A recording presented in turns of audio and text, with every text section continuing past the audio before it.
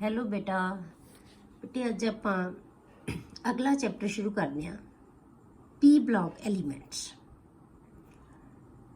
तुहानूं याद होएगा बेटे आप +1 दे विच पीरियोडिक टेबल कीता सी classification of elements and periodicity in properties. ठीक है, चैप्टर दे विच आपां पढ़िया सी बेटे कि असी पीरियोडिक टेबल नूं पूरे नूं 4 ब्लॉक्स दे विच डिवाइड कर दिंदे आ। वो किस बेस ते डिवीजन कीती सी बेटे कि जिहड़ी असी इलैक्ट्रॉनिक कन्फिगरेशन लिखते हैं तो उहदे विच या इलैक्ट्रॉन की फिलिंग करते हैं वो लास्ट इलैक्ट्रॉन जिहड़े सब शैल दे जिहड़े ऑर्बिटल च जाएगा उही उहदा ब्लॉक हुंदा है। ठीक है, तुहानूं याद होएगा। तो पी ब्लॉक का मतलब की होया बेटे कि लास्ट इलैक्ट्रॉन जिहड़ा असी फिल करांगे वो पी सब शैल दे पी ऑर्बिटल च जाएगा तो उहदा ब्लॉक की होएगा पी ब्लॉक। तो लास्ट इलैक्ट्रॉन पी च होएगा हमेशा। The elements in which last electron enters the p subshell of the valence shell are called p block elements. हुण क्योंकि p ऑर्बिटल किन्ने हुंदे हैं बेटे 3 हुंदे हैं तो मैक्सिमम इलैक्ट्रॉन किन्ने जा सकते हैं उन्हां च 6 जा सकते हैं। इस करके इहदे विच 6 ग्रुप्स होणगे क्योंकि पीरियोडिक टेबल च आपां बहुत डिटेल च सब कुछ पढ़िया होया है कि किसी ब्लॉक दे विच या किसी ऑर्बिटल्स जिहड़े हैगे है सब शैल दे उन्ने एलीमेंट्स आते हैं जिन्ने उहदे विच मैक्सिमम इलैक्ट्रॉन जा सकते हैं। तो पी ऑर्बिटल्स 3 होंदे हैं, मैक्सिमम इलैक्ट्रॉन किन्ने जा सकते हैं उन्हां च 6 जा सकते हैं। तो इहदे विच 6 ही ग्रुप बने हुए होणगे। ठीक है, तो ग्रुप किहड़े हुंदे आ बेटे इन्हां दे विच 13 to 18। पहले 2 एस ब्लॉक दे विच आउंदे आ, अगले 10 डी ब्लॉक च आउंदे आ ते 13 तो लैके 18 तक कित्थे आउंदे बेटे पी ब्लॉक दे विच आउंदे। ठीक है, 30 the groups 13 to 18 constitute P block. The general electronic configuration of p block elements is ns2 and np126। ns2 तो आएगा ही आएगा। ठीक है, तो np126 एक तो इलेक्ट्रॉन लैके ते जिहड़ा मतलब 13 ग्रुप च आएगा वो च np1 होएगा, जे 14 च आएगा np2 हो जाएगा। ठीक है, नेक्स्ट जिवें जिवें आउंदा जाएगा। जिहड़ा 18 ग्रुप है उहदे विच np6 आ जाएगा। तो 6 ग्रुप है। ठीक है, 6 दे विच एक इलैक्ट्रॉन जाता जाएगा। क्लियर, तो 1 to 6 असीं लैंदे आ। This block includes all the 3 types of elements. तीनों तरह दे मतलब metals, non metals and metalloids. तीनों तरह दे एलीमेंट्स है जिहड़े पी ब्लॉक दे विच आउंदे है which results in diversification in chemistry of elements of this block. मतलब कि इहदियां प्रॉपर्टीज बहुत किन्ने तरह दी प्रॉपर्टीज होंगे। क्यों? क्योंकि मैटल्स दी होर प्रॉपर्टीज है, नॉन मैटल्स दी होर प्रॉपर्टीज है, मैटलॉइड्स दी होर प्रॉपर्टीज है। ठीक है, तो इहदे विच डाइवर्सिफिकेशन बहुत होएगी सारे एलीमेंट्स दी प्रॉपर्टीज दे विच, उन्हां दी केमिस्ट्री दे विच जिहड़ी असीं पढ़नी है। In this unit we will study group 16 to 18 of P block. P block ते आपां 3 ग्रुप पढ़ने हैं बेटे 16, 17 एंड 18। स्टार्ट आप करते हैं बेटे 16 ग्रुप तो हम 16 ग्रुप दे विच जिहड़ा आपां लवांगे किहड़े मैंबर्स आउंदे जे आपां पहला मैं उन्हां दे पहले मैंबर दे नाम ते ही असीं फैमिली बनाउने आ। 13 ग्रुप जे लवांगे बेटे की आएगा 13 नंबर ते की आउंदा हुंदा है, किहड़ी फैमिली आउंदी है याद है तुहानूं कुछ कित्थों शुरू हुंदा है? जे आपां लईए किन्ने नंबर तो असीं शुरू करदे आ। लिथियम बेरिलियम पहले 2 च आ गया, बोरोन तो शुरू हो जाते हैं। 13 आएगा बोरोन फैमिली, 14 आ जाएगा बोरोन तो बाद की आता है कार्बन फैमिली आ जाएगी। 15 जिहड़ा आएगा वो नाइट्रोजन फैमिली आ जाएगी। हुण आपां करना 16 तो उहनूं असीं कहने आ ऑक्सीजन फैमिली। तो पहला मैंबर है जिहड़ा 16 ग्रुप का वो की हुंदा है ऑक्सीजन, जिहदा नंबर की हुंदा है बेटे 8। तो पहले मैंबर के नाम ते ही उस ग्रुप का नाम लिखिया जाता है, उन्होंने असीं की कहने बेटे ऑक्सीजन फैमिली। किहड़े मैंबर्स आउंदे इस ग्रुप दे विच? ऑक्सीजन, उस तो बाद सल्फर, उस तो बाद सेलेनियम, फिर टेल्यूरियम ते फिर polonium. Oxygen, sulphur, selenium, tellurium ते पोलोनियम। पोलोनियम है बेटे जिहड़ा वो की है रेडियो एक्टिव होंदा है। इहदा लाइफ स्पैन है जिहड़ा बहुत थोड़ा होंदा है, इस करके इहदी स्टडी बहुत ही ज़्यादा नहीं हुंदी। तो असीं स्टडी सिर्फ इन्हां एलीमेंट्स की ज़्यादा करते हैं, इहदी केमिस्ट्री असीं इन्हां दी ज़्यादा करांगे। क्लियर, ये मैंबर्स तुहानूं पता होने चाहिए कि किहड़े मैंबर है। ਤਾਂ ਇਹਦਾ ਨੰਬਰ ਰੱਖਣਾ ਤਾਂ ਬਹੁਤ ਈਜ਼ੀ ਹੁੰਦਾ, ਇੱਕ ਦਾ ਪਤਾ ਹੋਵੇ, ਫਿਰ ਅਸੀਂ 8 ਇਹਦੇ ਵਿੱਚ ਐਡ ਕਰ ਦਾਂਗੇ, ਠੀਕ ਹੈ, 8 ਆ ਜਾਏਗਾ। ਫਿਰ ਕੀ ਆ ਜਾਂਦਾ ਬੇਟੇ, 18 ਆ ਜਾਂਦਾ, ਫਿਰ 32 ਇਵੇਂ 8 ਆ ਜਾਂਦਾ, ਐਡ ਹੁੰਦੇ ਜਾਣਗੇ, ਠੀਕ ਹੈ। ਹੁਣ ਆਪਾਂ ਕੀ ਕਰਦੇ ਹਾਂ ਬੇਟੇ ਕਿ elements of this group are known as chalcogens. ਇਹਨਾਂ ਤੁਸੀਂ ਚੈਲਕੋਜਨਸ ਕਹਿੰਦੇ ਆ। ਇਹਦਾ ਮਤਲਬ ਕੀ ਹੈ ਬੇਟੇ, ਮੀਨਿੰਗ ਓਰ ਫਾਰਮਿੰਗ ਐਲੀਮੈਂਟਸ। ਓਰ ਫਾਰਮਿੰਗ ਮਤਲਬ ਜਿਨ੍ਹਾਂ ਦੀਆਂ ਜ਼ਿਆਦਾ ਓਰਸ ਬਣੀਆਂ ਹੋਈਆਂ ਹੁੰਦੀਆਂ। ਹੁਣ ਆਪਾਂ ਪਿਛਲਾ ਚੈਪਟਰ ਪੜ੍ਹਿਆ ਸੀ ਬੇਟੇ, general principals of extraction of elements. ਉਹਦੇ ਵਿੱਚ ਆਪਾਂ ਕੀ ਕੀਤਾ ਸੀ ਕਿ ਬਹੁਤ ਸਾਰੀਆਂ ਓਰ ਹੈ ਜਿਹੜੀਆਂ ਉਹ ਆਕਸਾਈਡ ਫਾਰਮ 'ਚ ਹੁੰਦੀਆਂ ਜਾਂ ਸਲਫਾਈਡ ਫਾਰਮ ਦੇ ਵਿੱਚ ਹੁੰਦੀਆਂ, ਜਾਂ ਸਲਫੇਟ ਹੁੰਦਾ ਤਾਂ ਵੀ ਉਹਦੇ 'ਚ ਸਲਫਰ ਹੀ ਆਏਗਾ, ਠੀਕ ਹੈ। ਆਮ ਤੌਰ ਤੇ ਸਾਡੇ ਕੋਲੇ ਸਲਫਾਈਡ ਤੇ ਆਕਸਾਈਡ ਦੇ ਵਿੱਚ ਜ਼ਿਆਦਾ ਓਰਸ ਹੁੰਦੀਆਂ, ਤੇ ਇਸ ਕਰਕੇ ਇਹਨਾਂ ਨੂੰ ਅਸੀਂ ਓਰ ਫਾਰਮਿੰਗ ਕਹਿੰਦੇ ਹਾਂ, ਕਿਉਂਕਿ ਮੈਕਸਿਮਮ ਓਰਸ ਹੈ ਜਿਹੜੀਆਂ ਉਹ ਆਕਸਾਈਡ ਜਾਂ ਸਲਫਾਈਡ 'ਚ ਹੁੰਦੀਆਂ। Clear, meaning or farming elements, because ਮੈਨੀ metal ores occur as oxides and sulfides, ਠੀਕ ਹੈ। ਹੁਣ ਆਪਾਂ ਇਸ ਗਰੁੱਪ ਦੀ ਜੇ ਜਨਰਲ ਇਲੈਕਟ੍ਰੋਨਿਕ ਕਨਫੀਗਰੇਸ਼ਨ ਦੇਖਣੀ ਹੋਵੇ ਬੇਟੇ, ਜਨਰਲ ਇਲੈਕਟ੍ਰੋਨਿਕ ਕਨਫੀਗਰੇਸ਼ਨ ਕੀ ਆਏਗੀ ਬੇਟੇ, NS2 and NP4। P ਦੇ ਵਿੱਚ ਕਿੰਨੇ ਇਲੈਕਟ੍ਰੋਨ ਹੋਣਗੇ, 4। ਜਿਵੇਂ ਆਪਾਂ ਆਕਸੀਜਨ ਲੈ ਲਈਏ ਤਾਂ ਕੀ ਆ ਜਾਏਗਾ, ਇਹਦੇ ਵਿੱਚ ਆਪਾਂ ਲਿਖਣਾ ਹੋਵੇ 2s2 and 2p4, ਇਹ ਕੀ ਬਣ ਜਾਏਗਾ 3s2 and 3p4, ਇਹ 4s2 and 4p, ਠੀਕ ਹੈ, 5s 5p 6s, मतलब कि नेक्स्ट ਹੁੰਦਾ ਜਾਏਗਾ। NS2 and NP4 ਸ਼ੈਲ ਹਮੇਸ਼ਾ ਕੋਈ n ਦੀ ਵੈਲਿਊ ਉਹੀ ਰਹੇਗੀ, ਜੇ ਦੂਜਾ ਸ਼ੈਲ ਹੈ ਤੇ ਤੀਜਾ ਹੈ, ਚੌਥਾ ਜਿਹੜਾ ਵੀ ਹੋਏਗਾ। NS2 and NP4 ਇਹਨਾਂ ਦੀ ਜਨਰਲ ਇਲੈਕਟ੍ਰੋਨਿਕ ਕਨਫੀਗਰੇਸ਼ਨ। ਹੁਣ ਆਪਾਂ ਬੇਟੇ ਦੀਆਂ ਪ੍ਰੋਪਰਟੀਜ਼ ਕਰਦੇ ਹਾਂ। ਪਹਿਲਾਂ ਆਪਾਂ ਦੇਖਦੇ ਹਾਂ ਇਹਨਾਂ ਦੀਆਂ ਫਿਜ਼ੀਕਲ ਪ੍ਰੋਪਰਟੀਜ਼। ਸਭ ਤੋਂ ਪਹਿਲਾਂ ਆਪਾਂ ਲਵਾਂਗੇ ਇਹਦੇ ਵਿੱਚ atomic and ionic radial. Periodic table ਦੇ ਵਿੱਚ ਆਪਾਂ ਜਨਰਲ ਟ੍ਰੈਂਡ ਪੜ੍ਹੇ ਹੋਏ ਆ ਸਭ ਦੇ, ਠੀਕ ਹੈ। ਤਾਂ ਐਟੋਮਿਕ ਐਂਡ ਆਇਨਿਕ ਆਪਾਂ ਕੀ ਕਿਹਾ ਸੀ ਬੇਟੇ, ਪੀਰੀਓਡਿਕ ਟੇਬਲ ਦੇ ਵਿੱਚ ਜੇ ਐਟੋਮਿਕ ਰੇਡੀਅਸ ਹੈ ਨਾ ਜਿਹੜਾ, ਉਹ ਪੀਰੀਅਡ ਦੇ ਵਿੱਚ ਹਮੇਸ਼ਾ ਛੋਟਾ ਹੁੰਦਾ ਜਾਂਦਾ ਹੈ, ਪਰ ਗਰੁੱਪ ਦੇ ਵਿੱਚ ਵੱਡਾ ਹੁੰਦਾ ਜਾਂਦਾ ਹੈ। ਕਿਉਂਕਿ ਪੀਰੀਅਡ 'ਚ ਛੋਟਾ ਕਿਉਂ ਹੁੰਦਾ ਹੈ, ਕਿਉਂਕਿ ਜਿਹੜੇ ਇਲੈਕਟ੍ਰੋਨ ਅਸੀਂ ਐਡ ਕਰਦੇ ਹਾਂ ਸੇਮ ਪੀਰੀਅਡ ਦੇ ਵਿੱਚ, ਸੇਮ ਸ਼ੈਲ ਦੇ ਵਿੱਚ ਐਡ ਕਰਦੇ ਜਾਂਦੇ ਆ, ਤਾਂ ਨਿਊਕਲੀਅਰ ਚਾਰਜ ਵੱਧਦਾ ਜਾਂਦਾ ਹੈ। ਜਿੰਨਾ ਨਿਊਕਲੀਅਰ ਚਾਰਜ ਵਧੀ ਜਾਏਗਾ, ਫੋਰਸ ਆਫ ਅਟਰੈਕਸ਼ਨ ਵਧੀ ਜਾਏਗੀ ਤੇ ਸਾਈਜ਼ ਛੋਟਾ ਹੁੰਦਾ ਜਾਏਗਾ। ਪਰ ਜਿਹੜਾ ਆਪਾਂ ਗਰੁੱਪ ਦੇ ਵਿੱਚ ਫਿਲ ਕਰਦੇ ਹਾਂ ਬੇਟੇ, ਤਾਂ ਹਰੇਕ ਵਾਰੀ ਇੱਕ ਨਵਾਂ ਸ਼ੈਲ ਐਡ ਹੋ ਜਾਂਦਾ ਹੈ। ਜਿਵੇਂ ਆਪਾਂ ਇੱਥੋਂ ਇੱਥੇ ਜਾਣਾ ਹੈ, ਜੇ ਆਪਾਂ ਆਕਸੀਜਨ ਤੋਂ ਸਲਫਰ ਤੱਕ ਗਏ ਤਾਂ ਕੀ ਹੋ ਗਿਆ ਬੇਟੇ, ਇਹ 'ਚ 2 ਸ਼ੈਲ ਸੀ, ਇਹਦੇ 'ਚ 3 ਸ਼ੈਲ ਹੋ ਗਏ। ਇੱਕ ਨਵਾਂ ਸ਼ੈਲ ਐਡ, ਇਹਦੇ 'ਚ 4 ਹੋਏ, ਮਤਲਬ ਨਵਾਂ ਸ਼ੈਲ ਐਡ ਹੁੰਦਾ ਜਾਏਗਾ। ਤਾਂ ਜਦੋਂ ਨਵਾਂ ਸ਼ੈਲ ਐਡ ਹੋਏਗਾ ਤਾਂ ਇਹਦਾ ਸਾਈਜ਼ ਕੀ ਹੋਏਗਾ ਬੇਟੇ, ਨੈਚੁਰਲੀ ਵੱਡਾ ਹੋਏਗਾ ਹੀ ਹੋਏਗਾ, ਠੀਕ ਹੈ। ਤਾਂ ਗਰੁੱਪ ਦੇ ਵਿੱਚ ਸਾਈਜ਼ ਹਮੇਸ਼ਾ ਇਸ ਗਰੁੱਪ ਦੀ ਫੈਮਿਲੀ ਦੇ ਜਿਹੜੇ ਵੀ ਆਪਾਂ ਫੈਮਿਲੀ ਪੜਾਂਗੇ, ਹਰੇਕ ਦੇ ਐਟੋਮਿਕ ਸਾਈਜ਼ ਹੈ ਜਿਹੜਾ ਉਹ ਕੀ ਹੋਏਗਾ, ਗਰੁੱਪ ਦੇ ਵਿੱਚ ਇਨਕਰੀਜ਼ ਹੋਏਗਾ, ਕਿਉਂਕਿ ਆਪਾਂ ਗਰੁੱਪ ਨੂੰ ਹੀ ਪੜ੍ਹਨਾ ਹੈ, ਇਹ ਗਰੁੱਪ ਨੂੰ ਹੀ ਪੜ੍ਹਨਾ, ਆਪਾਂ ਇਹ ਫੈਮਿਲੀ ਨੂੰ ਹੀ ਪੜ੍ਹਨਾ ਹੈ। ਪਰ ਇਹਦਾ ਕੰਪੈਰੀਜ਼ਨ ਅਸੀਂ ਇਹਦੇ ਆਸੇ-ਪਾਸੇ ਵਾਲੇ ਗਰੁੱਪ ਨਾਲ ਵੀ ਕਰਦੇ ਹਾਂ, ਉਹ ਪੀਰੀਅਡ ਦੇ ਮੈਂਬਰ ਹੋ ਗਏ ਇਹਨਾਂ ਦੇ, ਠੀਕ ਹੈ। ਸਮਾਲਰ ਆਪਾਂ ਕੀ ਕਹਿੰਦੇ ਆ ਕਿ ਜਿਹੜੇ ਐਟੋਮਿਕ ਤੇ ਆਇਨਿਕ ਰੇਡੀਅਲ ਹੁੰਦੇ ਨੇ ਇਹਨਾਂ ਦੇ smaller than the corresponding elements of group 15। ਜੇ ਆਪਾਂ ਗਰੁੱਪ 15 ਦੇ ਮੈਂਬਰ, ਇਹਦੇ ਨਾਲੋਂ ਪਹਿਲਾ ਗਰੁੱਪ ਜੇ ਆਪਾਂ ਲੈ ਲਈਏ, ਇਹਦੇ ਨਾਲ ਪਹਿਲਾ ਜਿਹੜਾ ਗਰੁੱਪ ਹੈ ਉਹਦੇ ਮੈਂਬਰਸ ਨਾਲੋਂ ਕੰਪੈਰੀਟਿਵਲੀ, ਮਤਲਬ ਨਾਈਟ੍ਰੋਜਨ ਤੇ ਆਕਸੀਜਨ ਦਾ ਆਪਾਂ ਕੰਪੈਰੀਜ਼ਨ ਕਰਾਂਗੇ। ਫਿਰ ਆਪਾਂ ਸਲਫਰ ਦੇ ਅੱਗੇ ਜਿਹੜਾ ਮੈਂਬਰ ਆਉਣਾ 15 ਜਿਹੜਾ ਨੰਬਰ ਆਏਗਾ ਫਾਸਫੋਰਸ ਦਾ ਸਲਫਰ ਨਾਲ, ਮਤਲਬ ਇਹਨਾਂ ਦਾ ਆਪਸ 'ਚ ਕੰਪੈਰੀਜ਼ਨ ਕਰਾਂਗੇ ਆਪਾਂ। ਜਦੋਂ ਆਪਾਂ ਕੰਪੈਰੀਜ਼ਨ ਕਰਦੇ ਆ ਨਾ, ਤਾਂ ਇਹਨਾਂ ਦੇ ਸਾਈਜ਼ ਹੈ ਜਿਹੜੇ ਉਹ ਕੀ ਹੈ, ਉਹਨਾਂ ਦੇ ਕੰਪੈਰੀਟਿਵ 15 ਗਰੁੱਪ ਦੇ ਕੰਪੈਰੀਟਿਵਲੀ ਕੀ ਹੁੰਦੇ ਆ, ਛੋਟੇ ਹੁੰਦੇ ਆ। ਕਿਉਂ? ਕਿਉਂਕਿ ਇੱਕੋ ਹੀ ਪੀਰੀਅਡ ਦੇ ਮੈਂਬਰ ਹੈ, ਨਾਈਟ੍ਰੋਜਨ ਨਾਲੋਂ ਆਕਸੀਜਨ ਦਾ, ਫਾਸਫੋਰਸ ਨਾਲੋਂ ਸਲਫਰ ਦਾ, ਠੀਕ ਹੈ। ਕਿਉਂਕਿ ਉੱਥੇ ਨਿਊਕਲੀਅਰ ਚਾਰਜ ਹੈ ਜਿਹੜਾ ਉਹ ਕੀ ਹੁੰਦਾ, ਵੱਧਦਾ ਜਾਂਦਾ ਹੈ। But increases down the group ਦੇ ਵਿੱਚ ਹਮੇਸ਼ਾ ਵੱਡਾ ਹੋ ਜਾਂਦਾ ਹੈ, due to addition of new shell from the oxygen to polonium. ਹਮੇਸ਼ਾ ਨਵਾਂ ਸ਼ੈਲ ਐਡ ਹੁੰਦਾ ਜਾਏਗਾ, ਤੇ ਇਸ ਕਰਕੇ ਸਾਈਜ਼, ਬਸ ਜਨਰਲ ਟ੍ਰੈਂਡ ਯਾਦ ਰੱਖਣਾ ਹੈ ਕਿ ਪੀਰੀਅਡ ਦੇ ਵਿੱਚ ਸਾਈਜ਼ ਛੋਟਾ ਹੁੰਦਾ ਜਾਂਦਾ ਹੈ, ਗਰੁੱਪ ਦੇ ਵਿੱਚ ਸਾਈਜ਼ ਵੱਡਾ ਹੁੰਦਾ ਜਾਂਦਾ ਹੈ। ਕਲੀਅਰ? ਇਹ ਤਾਂ ਜਨਰਲ ਚੀਜ਼ ਹੈ। ਹਮੇਸ਼ਾ ਯਾਦ ਕੀ ਰੱਖਣ ਵਾਲੀਆਂ ਚੀਜ਼ਾਂ ਹੁੰਦੀਆਂ ਬੇਟੇ, ਜਿੱਥੇ ਐਕਸੈਪਸ਼ਨਸ ਆਉਂਦੀਆਂ, ਬਸ ਕੁਐਸਚਨ ਹਮੇਸ਼ਾ ਤੁਹਾਨੂੰ ਐਕਸੈਪਸ਼ਨ ਚੋਂ ਹੀ ਆਉਂਦਾ, ਜਿੱਥੇ ਐਕਸੈਪਸ਼ਨ ਆਏਗੀ। ਜਿਵੇਂ ਆਪਣਾ ਹੁਣ ਨੈਕਸਟ ਹੈ ਜਿਹੜਾ ਆਇਨਾਈਜੇਸ਼ਨ ਐਂਥੈਲਪੀ।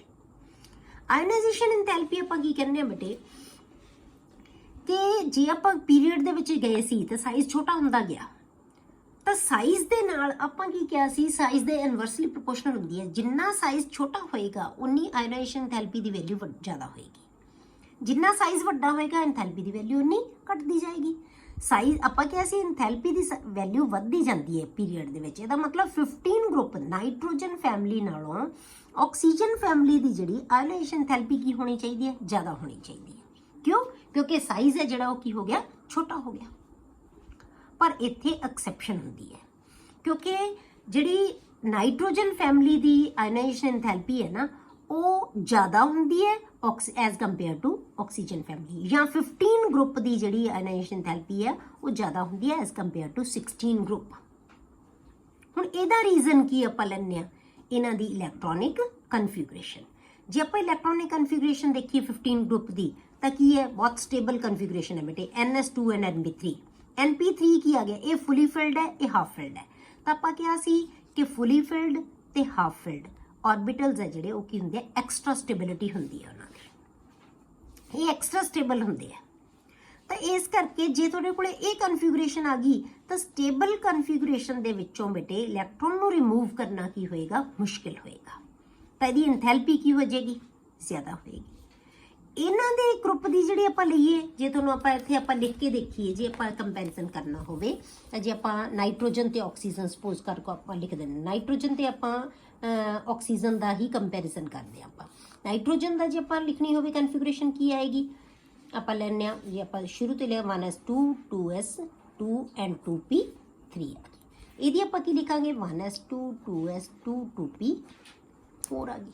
ਠੀਕ ਹੈ, ਮਤਲਬ ਆਪਾਂ ਬੈਲੈਂਸ ਸ਼ੈਲ ਲੈਣਾ, 2s2 2p3 2s2 2p4। ਹੁਣ ਆਪਾਂ ਇਹਦੇ ਚੋਂ ਇੱਕ ਇਲੈਕਟ੍ਰੋਨ ਰਿਮੂਵ ਕਰਨਾ ਹੈ, ਤਾਂ ਉਹਨੂੰ ਆਪਾਂ IE1 ਕਹਿੰਦੇ ਆ। ਇੱਕ ਇਲੈਕਟ੍ਰੋਨ ਰਿਮੂਵ ਕਰਾਂਗੇ ਤਾਂ ਕੀ ਬਣ ਜਾਏਗਾ, 2s2 and 2p2। ਇਹਦੀ એનર્ਜੀ ਜ਼ਿਆਦਾ ਹੋਏਗੀ, ਇਹਨੂੰ ਅਸੀਂ ਕੀ ਕਹਿੰਦੇ ਆ, IE1, ਜਾਂ ਅਸੀਂ ਇਹਨੂੰ ਡੈਲਟਾ H1 ਕਹਿ ਲੈਂਦੇ ਹਾਂ। ਇਹਦੇ ਚੋਂ ਵੀ ਅਸੀਂ ਇਲੈਕਟ੍ਰੋਨ ਰਿਮੂਵ ਕਰਾਂਗੇ ਤਾਂ ਇਹ ਕੀ ਆਏਗਾ, ਡੈਲਟਾ H1 ਜਾਂ IE1। ਇਹਦੀ ਕਨਫਿਗਰੇਸ਼ਨ ਦੇਖੀਏ ਆਪਾਂ, ਕੱਲੀ ਆਪਾਂ ਵੈਲੈਂਸ ਸ਼ੈਲ ਕਨਫਿਗਰੇਸ਼ਨ ਹੀ ਦੇਖਦੇ ਹਾਂ, 2s2 and 2p3। ਹੁਣ ਇਹਦੀ ਵੈਲਿਊ ਹੈ ਜਿਹੜੀ ਉਹ ਬਹੁਤ ਜ਼ਿਆਦਾ ਹੋਏਗੀ ਇਹਦੇ ਕੰਪੈਰੀਟਿਵਲੀ। ਅਦਰਵਾਈਜ਼ ਕੀ ਹੋਣੀ ਚਾਹੀਦੀ ਹੈ ਪੀਰੀਅਡ ਦੇ ਵਿੱਚ, ਇਹਦੀ ਜ਼ਿਆਦਾ ਹੋਣੀ ਚਾਹੀਦੀ ਹੈ ਬੇਟੇ, ਕਿਉਂਕਿ ਸਾਈਜ਼ ਛੋਟਾ ਹੈ ਇਹਦਾ। ਆਪਾਂ ਕਹਿੰਦੇ ਹਾਂ ਕਿ ਇਹਦਾ ਸਾਈਜ਼ ਛੋਟਾ ਹੈ, ਪੀਰੀਅਡ ਦੇ ਵਿੱਚ ਸਾਈਜ਼ ਛੋਟਾ ਹੁੰਦਾ ਜਾਂਦਾ ਹੈ। ਨਾਈਟ੍ਰੋਜਨ ਦੇ ਕੰਪੈਰੀਟਿਵਲੀ ਆਇਓਨਾਈਜੇਸ਼ਨ ਐਂਥੈਲਪੀ ਆਕਸੀਜਨ ਦੀ ਜ਼ਿਆਦਾ ਹੋਣੀ ਚਾਹੀਦੀ ਹੈ, ਪਰ ਨਾਈਟ੍ਰੋਜਨ ਦੀ ਜ਼ਿਆਦਾ ਹੁੰਦੀ ਹੈ ਕਿਉਂਕਿ ਇਹਦੀ ਸਟੇਬਲ ਕਨਫਿਗਰੇਸ਼ਨ ਹੈ। ਇਹਦੇ ਚੋਂ ਇਲੈਕਟ੍ਰੋਨ ਨੂੰ ਰਿਮੂਵ ਕਰਨਾ ਮੁਸ਼ਕਿਲ ਹੈ, ਇਸ ਕਰਕੇ IE1 of nitrogen is always greater then oxygen. ਪਰ ਜੇ ਹੁਣ ਆਪਾਂ, ਤੁਹਾਨੂੰ ਕੁਐਸਚਨ ਇਹ ਆ ਜਾਂਦਾ ਬੇਟੇ ਕਿ ਇਹਦੀ IE1 ਤਾਂ ਵੱਡੀ ਹੁੰਦੀ ਹੈ ਪਰ IE2 ਹੈ ਜਿਹੜੀ ਉਹ ਘੱਟ ਹੁੰਦੀ ਹੈ, ਉਹ ਇਹਦੀ ਜ਼ਿਆਦਾ ਹੁੰਦੀ ਹੈ ਆਕਸੀਜਨ ਦੀ। ਉਹਦਾ ਰੀਜ਼ਨ ਕੀ ਹੈ, ਕਿਉਂਕਿ ਇਹ ਚੋਂ ਇਲੈਕਟ੍ਰੋਨ ਰਿਮੂਵ ਕਰਨਾ ਹੁਣ ਤਾਂ ਇਹਦੀ ਕੋਈ ਨਾ, ਸੌਰੀ ਇੱਕ ਰਹਿ ਜਾਏਗਾ, ਇਹ 'ਚ ਤਾਂ ਕੋਈ ਔਖਾ ਨਹੀਂ ਇਲੈਕਟ੍ਰੋਨ ਰਿਮੂਵ ਕਰਨਾ। ਪਰ ਇਹਦੇ 'ਚ ਕੀ ਹੋਏਗਾ ਬੇਟੇ, ਇੱਥੇ 2s2 and 2p2। ਹੁਣ ਸਟੇਬਲ ਕਨਫਿਗਰੇਸ਼ਨ ਇਹਦੀ ਹੈ, ਹੁਣ ਇਹਦੇ 'ਚੋਂ ਇਲੈਕਟ੍ਰੋਨ ਰਿਮੂਵ ਕਰਨਾ ਔਖਾ ਹੋਏਗਾ। ਇਸ ਕਰਕੇ ਜਿਹੜੀ IE2 ਹੈ ਨਾ, ਉਹ ਨਾਈਟ੍ਰੋਜਨ ਦੀ ਘੱਟ ਹੁੰਦੀ ਹੈ ਪਰ IE2 ਆਕਸੀਜਨ ਦੀ ਜ਼ਿਆਦਾ ਹੁੰਦੀ ਹੈ। ਇਹ ਯਾਦ ਰੱਖਣਾ ਹੈ। 16 ਗਰੁੱਪ ਦੀ IE2 ਜ਼ਿਆਦਾ ਹੁੰਦੀ ਹੈ, IE1 15 ਗਰੁੱਪ ਦੀ ਜ਼ਿਆਦਾ ਹੁੰਦੀ ਹੈ, ਕਿਉਂਕਿ ਉਦੋਂ ਇਹਦੀ ਸਟੇਬਲ ਕਨਫਿਗਰੇਸ਼ਨ ਸੀ, IE2 ਲਈ ਇਹਦੀ ਕਨਫਿਗਰੇਸ਼ਨ ਸਟੇਬਲ ਹੋ ਗਈ। ਹੁਣ ਅਸੀਂ ਇਹਦੇ ਸਟੇਬਲ ਕਨਫਿਗਰੇਸ਼ਨ 'ਚੋਂ ਇਲੈਕਟ੍ਰੋਨ ਰਿਮੂਵ ਕਰਨਾ ਹੈ, ਪਹਿਲਾਂ ਅਸੀਂ ਇਹਦੀ ਸਟੇਬਲ ਕਨਫਿਗਰੇਸ਼ਨ 'ਚੋਂ ਰਿਮੂਵ ਕਰ ਰਹੇ ਸੀ। ਠੀਕ ਹੈ, ਤੇ ਇਹ ਤੇ ਕੁਐਸਚਨ ਹੈ ਜਿਹੜਾ ਹਮੇਸ਼ਾ ਬੇਟੇ ਐਕਸੈਪਸ਼ਨਸ 'ਚੋਂ ਹੀ ਆਉਂਦਾ ਹੁੰਦਾ ਹੈ, ਕਿ ਜਿੱਥੇ ਵੀ ਐਕਸੈਪਸ਼ਨਸ ਆਉਣਗੀਆਂ ਉੱਥੇ ਤੁਹਾਨੂੰ ਕੁਐਸਚਨ ਆ ਸਕਦਾ ਹੁੰਦਾ ਹੈ। ਕਲੀਅਰ?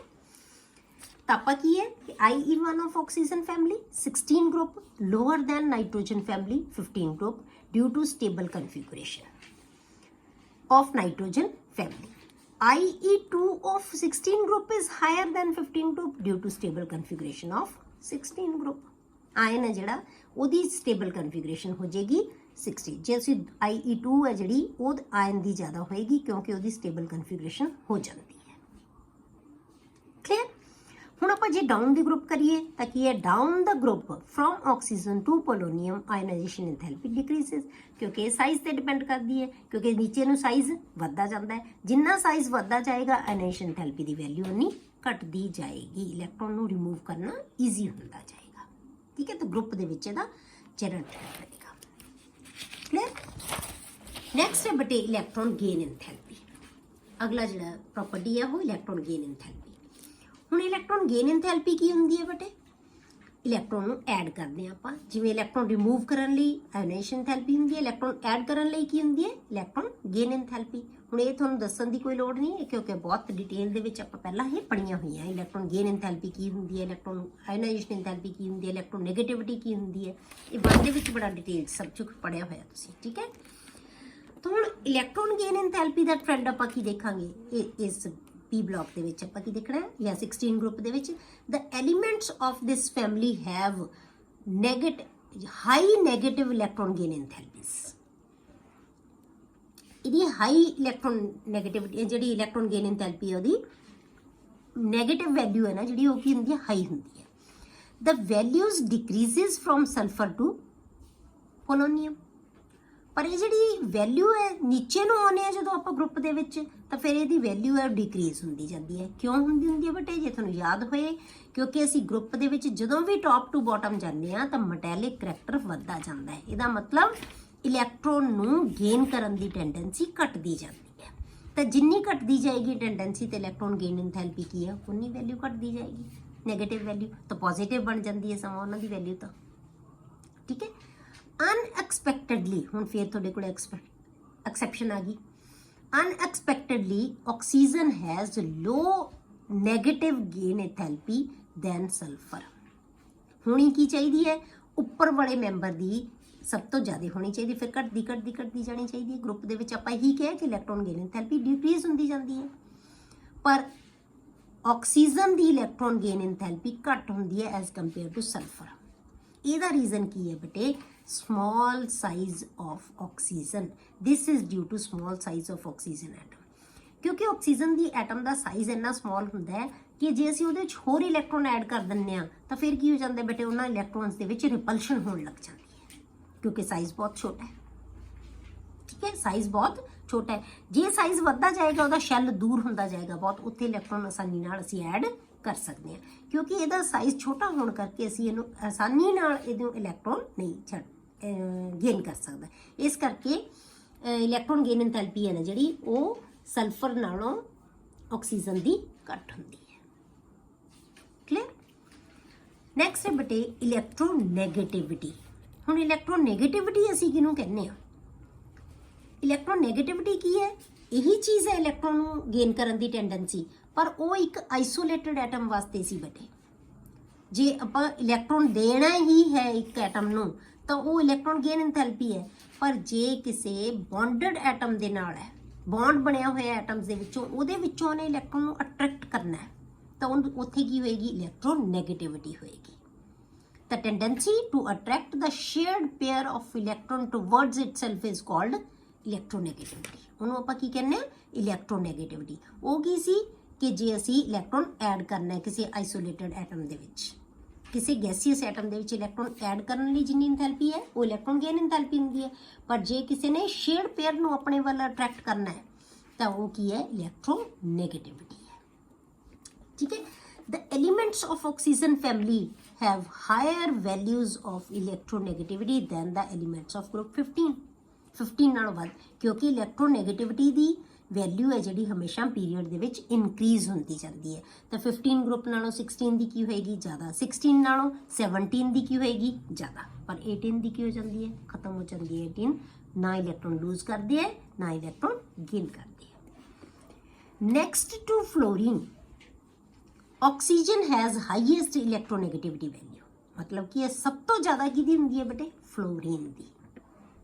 ਅਗਲੀ ਫੈਮਿਲੀ ਜਿਹੜੀ ਅਸੀਂ ਪੜਾਂਗੇ 17 ਗਰੁੱਪ, ਠੀਕ ਹੈ। ਫਲੋਰੀਨ ਦੀ ਮੈਕਸਿਮਮ ਪੂਰੇ ਪੀਰੀਓਡਿਕ ਟੇਬਲ ਦੇ ਵਿੱਚੋਂ ਸਭ ਤੋਂ ਵੱਧ ਇਲੈਕਟ੍ਰੋਨੈਗੇਟਿਵਿਟੀ ਕਿਹਦੀ ਹੁੰਦੀ ਹੈ? ਫਲੋਰੀਨ ਦੀ। ਉਸ ਤੋਂ ਨੈਕਸਟ ਆਕਸੀਜਨ ਹੈ। ਫੋਨ ਯਾਦ ਰੱਖਣਾ ਹੈ, ਸਭ ਤੋਂ ਜ਼ਿਆਦਾ ਫਲੋਰੀਨ, ਫਿਰ ਆਕਸੀਜਨ, ਫਿਰ ਨਾਈਟ੍ਰੋਜਨ। ਤਿੰਨ ਹੀ ਇਲੈਕਟ੍ਰੋਨੈਗੇਟਿਵ ਅਸੀਂ ਐਲੀਮੈਂਟ ਲੈਂਦੇ ਹਾਂ ਜ਼ਿਆਦਾ, ਠੀਕ ਹੈ। Next to fluorine, oxygen has highest electronegativity value. Down the group from oxygen to polonium, electronegativity decreases due to increase in size. Size बढ़ता जाएगा, इलेक्ट्रॉन ਨੂੰ ਐਡ ਕਰਨਾ ਮੁਸ਼ਕਿਲ ਹੁੰਦਾ ਜਾਏਗਾ। ਤਾਂ ਇਲੈਕਟ੍ਰੋਨੈਗੇਟਿਵਿਟੀ ਦੀ ਵੈਲਿਊ ਹੈ ਜਿਹੜੀ ਬੇਟੀ ਉਹ ਕੀ ਹੁੰਦੀ ਹੈ? ਸਾਈਜ਼ ਤੇ ਡਿਪੈਂਡ ਕਰਦੀ ਹੈ। ਤਾਂ ਨੀਚੇ ਨੂੰ ਸਾਈਜ਼ ਵੱਧਦਾ ਜਾਂਦਾ ਹੈ ਤਾਂ ਇਹਦਾ ਮਤਲਬ ਇਲੈਕਟ੍ਰੋਨੈਗੇਟਿਵਿਟੀ ਦੀ ਵੈਲਿਊ ਹੈ ਜਿਹੜੀ ਉਹ ਕੀ ਹੋਏਗੀ? डिक्रीज होती जाएगी। ठीक है, नैक्सट प्रॉपर्टी पर देखते हैं बेटे, वो है metallic and non metallic character. ये भी आप पढ़िया हुआ metallic non metallic. Metallic character की होंगे कि कितनी ईजीली कोई स्पीशीज़ इलैक्ट्रॉन लूज कर सकती है। नॉन मटैलिक करैक्टर की होंगे बेटे, कितनी ईजीली कोई स्पीशीज़ इलैक्ट्रॉन गेन कर सकती है। जिन्ना लैंड की टेंडेंसी इलैक्ट्रॉन लैन की टेंडेंसी ज़्यादा होएगी उन्ना नॉन मटैलिक करैक्टर ज़्यादा होएगा। जिन्नी इलैक्ट्रॉन लूज करने की टेंडेंसी ज़्यादा होएगी उन्ना मटैलिक करैक्टर उहदे च ज़्यादा होएगा। ये डिपेंड ही इलैक्ट्रॉन के नाल जुड़िया होया करैक्टर है। ठीक है, metallic character decreases down the group, sorry increases down the group they which metallic character की हुंदा जांदा बेटे, इंक्रीज हुंदा जांदा है। सानू पता है कि जिवें नीचे जाने आपां इलैक्ट्रॉन है जिहड़ा वो न्यूक्लियस तो दूर हुंदा जांदा तो उहनूं रिमूव करना की है बेटे, ईजी हो जाता है। Increases down the group from oxygen to polonium.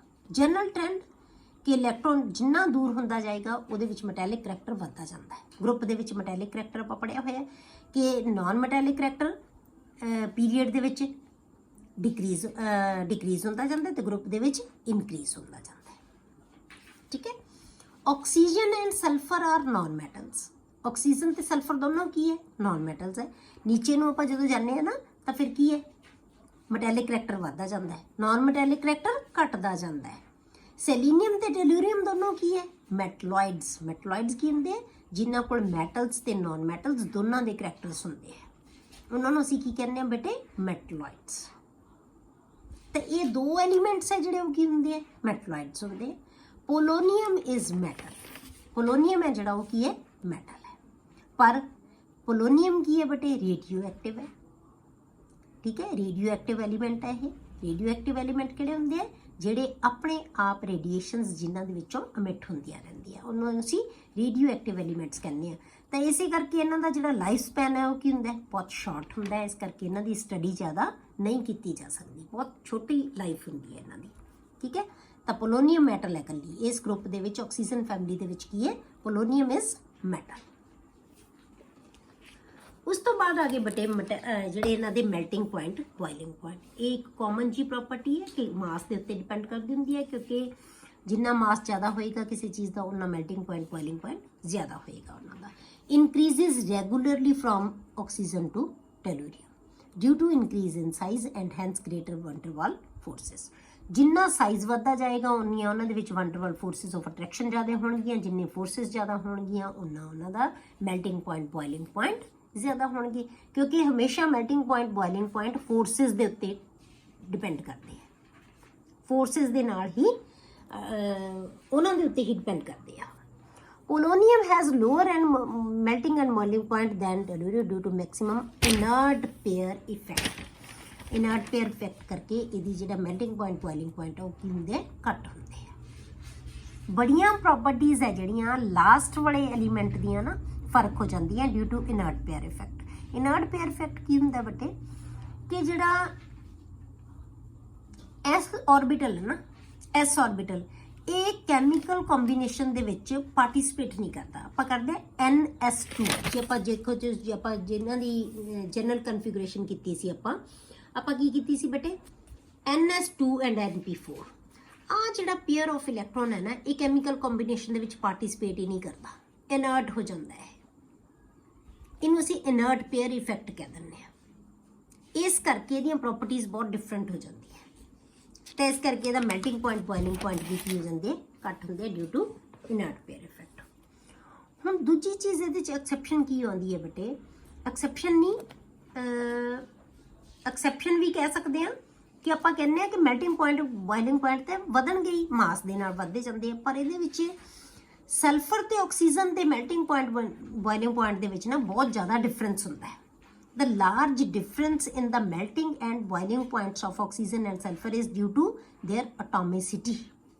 Atomicity की होंदी है बेटे कि किन्नियां एटम्स आपस दे विच कंबाइन होकर रहती हैं। जिवें ऑक्सीजन की होंदा है O2, 2 is atomicity of oxygen. ये डायटॉमिक है, आपां O2 लिखते हैं ना हमेशा। O2 जिहड़ी oxygen exist as diatomic O2 molecule, whereas sulphur exist as polyatomic molecule. Poly means many, ठीक है, ये पॉली एटॉमिक मॉलिक्यूल है। ਜਿਹਨੂੰ ਅਸੀਂ S8 ਨਾਲ ਲਿਖਦੇ ਹਾਂ। 8 ਐਟਮਸ ਆਪਸ 'ਚ ਜੁੜ ਕੇ ਰਹਿੰਦੀਆਂ, ਠੀਕ ਹੈ। ਇਸ ਕਰਕੇ ਇਹਨਾਂ ਦੇ ਮੈਲਟਿੰਗ ਪੁਆਇੰਟ ਬੋਇਲਿੰਗ ਪੁਆਇੰਟ ਦੇ ਵਿੱਚ ਜ਼ਿਆਦਾ, ਕਿਉਂਕਿ ਫੋਰਸਿਸ ਆਫ ਅਟਰੈਕਸ਼ਨ ਕੀ ਹੋਣਗੀਆਂ, ਜ਼ਿਆਦਾ ਹੋਣਗੀਆਂ। ਇਹ 8 ਐਟਮਸ ਜੁੜ ਕੇ ਰਹਿੰਦੀਆਂ, ਇਹ 2 ਰਹਿੰਦੀਆਂ, ਤੇ ਇਸ ਕਰਕੇ ਇਹਨਾਂ ਦੇ melting point boiling point sulphur ਦਾ ਕੀ ਹੁੰਦਾ ਹੈ, ਇਹਨਾਂ 'ਚ ਐਕਸੈਪਸ਼ਨ ਇਹ ਹੈ ਕਿ ਲਾਰਜ ਡਿਫਰੈਂਸ ਹੈ। ਡਿਫਰੈਂਸ ਤਾਂ ਆਏਗਾ ਸਾਰਿਆਂ ਦੇ ਵਿੱਚ ਹੀ, ਪਰ ਇਹਨਾਂ ਦੇ ਵਿੱਚ ਬਹੁਤ ਜ਼ਿਆਦਾ ਡਿਫਰੈਂਸ ਹੁੰਦਾ ਹੈ। ਇਹ ਇਹਨਾਂ ਦੀ ਐਟੋਮਿਸਿਟੀ ਕਰਕੇ ਹੈ। ਕਲੀਅਰ। ਅੱਗੇ ਬਟਿਆ ਗਿਆ ਐਲੋਟ੍ਰੋਪੀ। ਐਲੋਟ੍ਰੋਪੀ ਕੀ ਹੁੰਦੀ ਹੈ?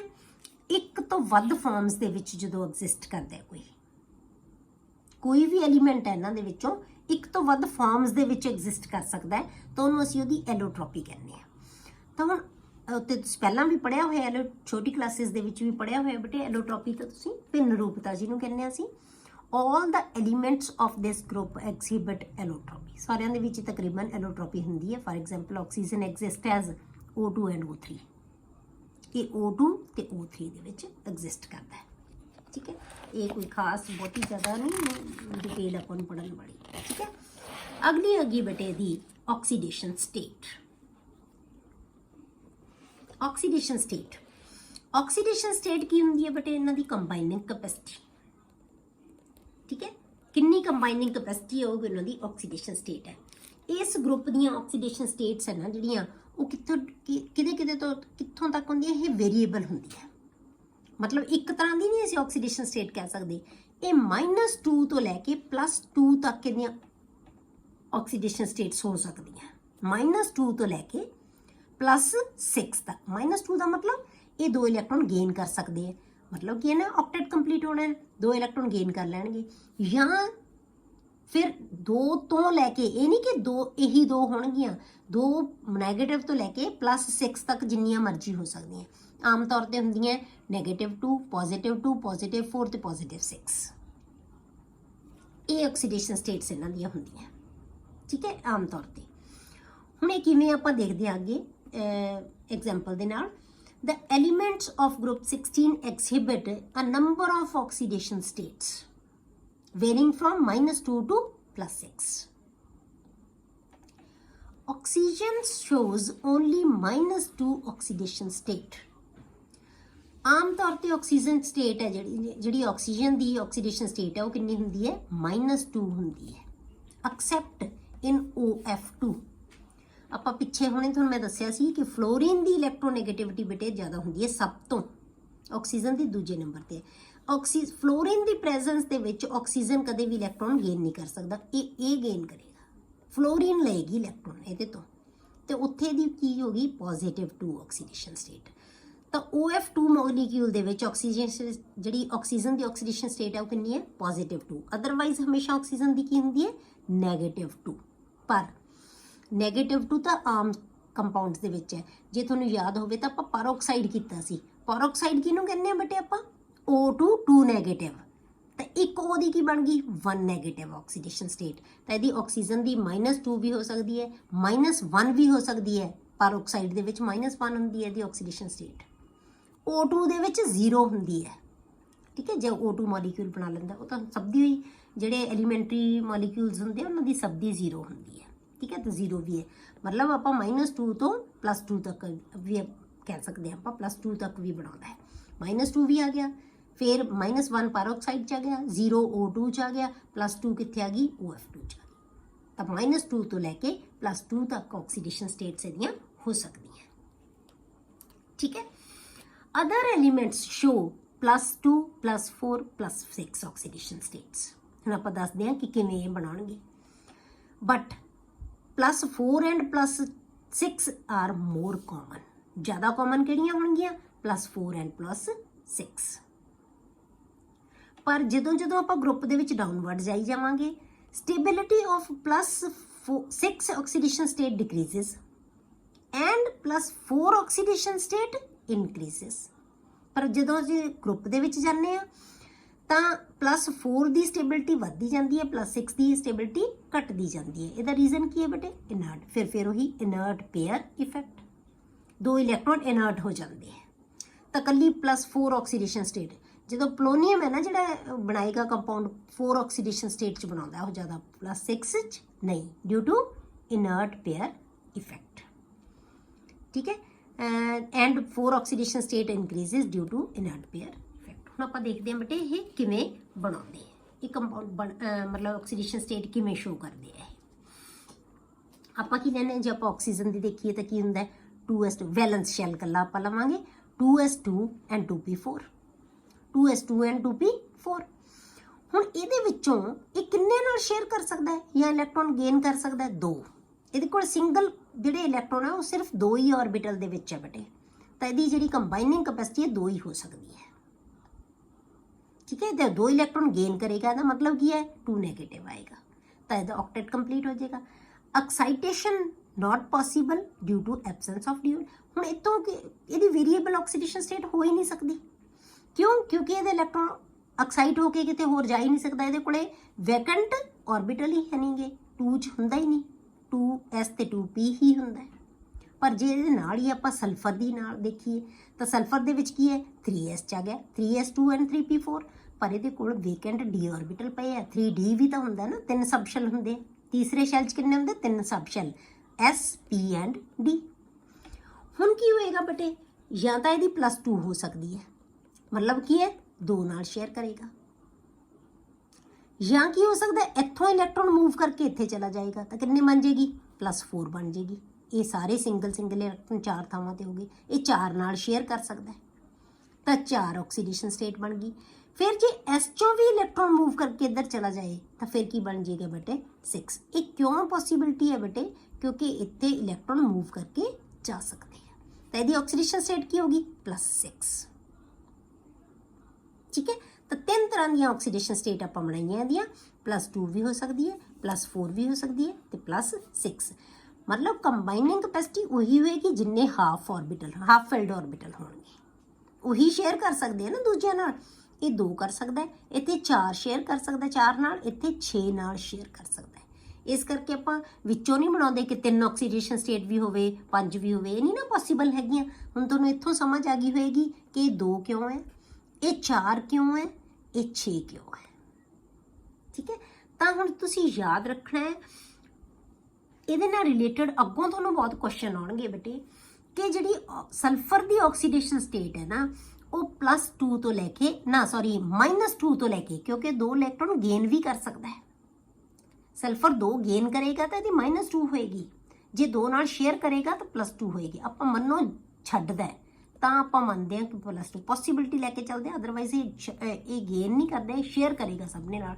ਪਰ ਆਪਾਂ ਮੰਨ ਕੇ ਕੀ ਚੱਲਦੇ ਦੇ 2 ਛੱਡ ਸਕਦਾ ਹੈ, ਇਹ ਜਿਹੜਾ ਹੈਗਾ 4 ਛੱਡ ਸਕਦਾ ਹੈ, ਇਹ 6 ਛੱਡ ਸਕਦਾ ਹੈ, ਠੀਕ ਹੈ। ਤਾਂ ਆਪਾਂ ਇਹ ਸ਼ੇਅਰਿੰਗ ਕਰਦਾ ਹੈ ਅਦਰਵਾਈਜ਼। ਤਾਂ ਇੱਥੇ ਤੁਹਾਡੇ ਕੋਲ ਇਹਦੀ -2 ਵੀ ਹੁੰਦੀ ਹੈ, ਤਾਂ ਇਹਦੀ ਆਕਸੀਡੇਸ਼ਨ ਸਟੇਟਸ ਮਿਨੀਮਮ ਕਿੰਨੀ ਹੋਏਗੀ -2, ਮੈਕਸਿਮਮ ਕਿੰਨੀ ਹੋਏਗੀ +6। ਤਾਂ ਇਹਦੀ ਆਕਸੀਡੇਸ਼ਨ ਸਟੇਟਸ -2 ਤੋਂ ਲੈ ਕੇ ਕਿੱਥੋਂ ਤੱਕ ਹੁੰਦੀਆਂ +6 ਤੱਕ ਹੋਣਗੀਆਂ। ਕਲੀਅਰ ਬੇਟੇ? ਇਹ ਸੀ ਇਹਦੀਆਂ ਫਿਜ਼ੀਕਲ ਪ੍ਰੋਪਰਟੀਜ਼, ਤੇ ਨੈਕਸਟ ਲੈਕਚਰ ਦੇ ਵਿੱਚ ਆਪਾਂ ਕਰਾਂਗੇ ਇਹਨਾਂ ਦੀਆਂ ਕੈਮੀਕਲ ਪ੍ਰੋਪਰਟੀਜ਼ ਆਫ ਗਰੁੱਪ 16।